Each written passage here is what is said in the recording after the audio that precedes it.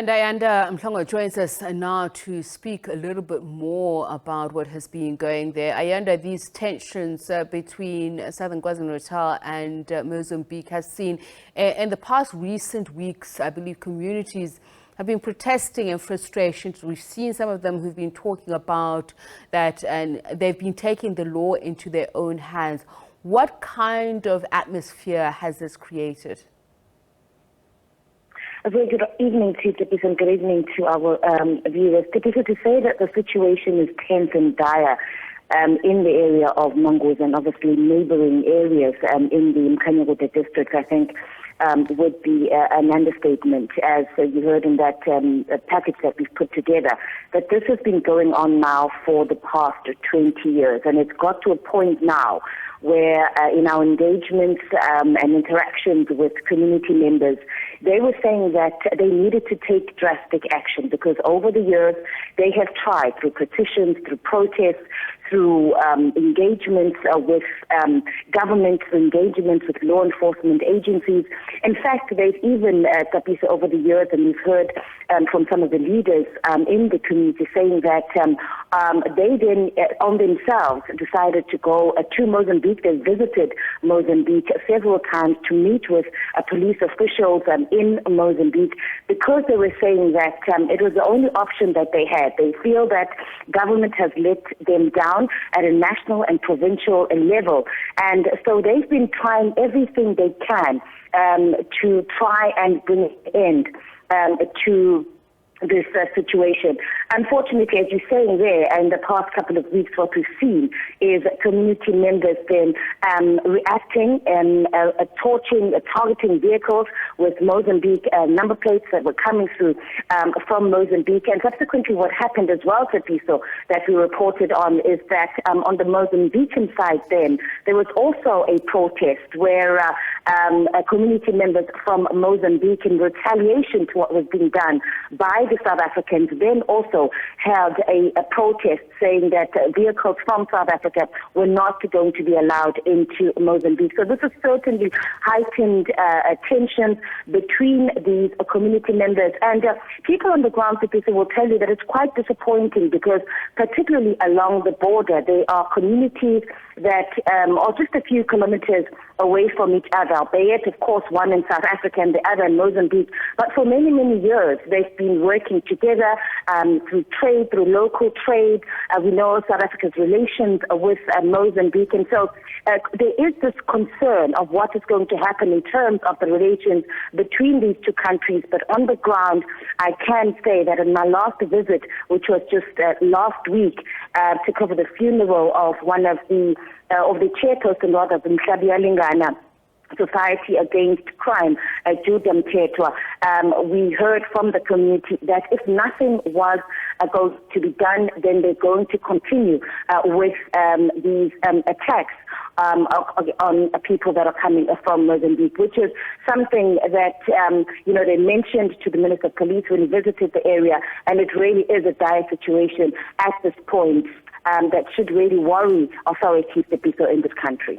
As you mentioned in your report, and what the accounts of those in the community are saying, that the area seems to be a gangster's paradise where everything from vehicles, drugs, cocaine, heroin, meth, to counterfeit cigarettes and other goods are being smuggled through the porous fence separating South Africa and Mozambique. But we also saw their law enforcement officials, some are saying these kingpins, these gangs are known to them. Has there been any evidence or any efforts to ensure corrupt officials are removed? From what the community will tell you, people, nothing has been done. They were saying at the funeral, in fact, a speaker after speaker speaking directly to the Minister of Police, saying that they have been working with the police. They've been providing police information of the SABC members who they believe and are alleged that they are involved and working together with these criminals, but nothing has done. And here, we're just not speaking about the police station in Mangozi. We're talking about police station in Guavuma, the police station in Bazwana, the police station in Jozini. And up until this point, the community members are saying nothing has been done by the police, by law enforcement agencies to deal with corrupt police officers. And so they say that is really at this point the biggest challenge that they have, in the sense that they aren't going to be able to fight this war on their own. The other concern that is, of course, now is the safety of community members. As I speak to you now, members of the Society Against Crime have now gone to hiding. The same for other community structures that have been fighting against crime in other areas that neighbor Mangozi as well. So people in those areas have lost faith in the police. They're saying that they've done everything in terms of what they could do to get the information of what is happening in the community. But it's not just law enforcement or police officers that they allege are involved in these syndicates. Community members are saying they do get and understand that government is always saying to them, these criminals live in these communities, live amongst a society, and so communities need to work together with the police. They're saying that they've been providing names of people who they suspect are involved in these syndicates, and over the years, nothing has been done. So it does remain a major challenge, and one of the things that has led to the community losing faith completely in law enforcement. Right, and just very briefly, Ayanda, we mentioned in the introduction that activists who are actively fighting against the scourge are being targeted. We mentioned robberies and rapes. So does that mean that intel is then being passed around of who are the leaders, or is it because they are visible, they are prominent in the community, those who are trying to put an end to this? Absolutely. That is what the community members believe, that it's information that these community leaders have been sharing with police.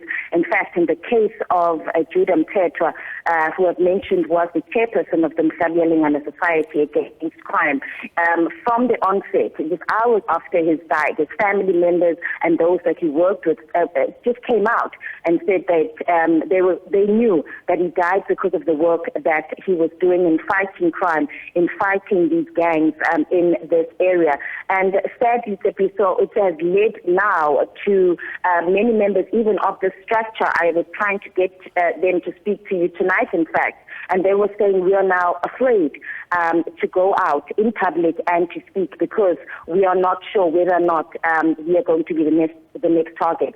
In fact, at Ayanda Mhlongo's funeral, last week Saturday, there were many members of the community that were unable to attend his funeral because they were afraid and because they said that they had received threats that they could possibly be attacked on their way leaving the funeral, or even the morning on their way to his funeral.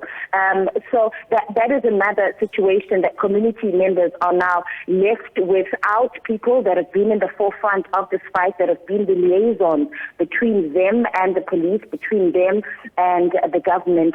And it really does all just speak to, as I was saying when we started this discussion, how dire the situation is, and that these community members are really under siege and with really little hope of whether or not the situation is going to be resolved. Let's leave it there with you. Thank you very much, my colleague Ayanda Mhlongo, who is speaking about the tensions between communities and gangs between those areas in southern KwaZulu-Natal and Mozambique who are experiencing high levels of crime.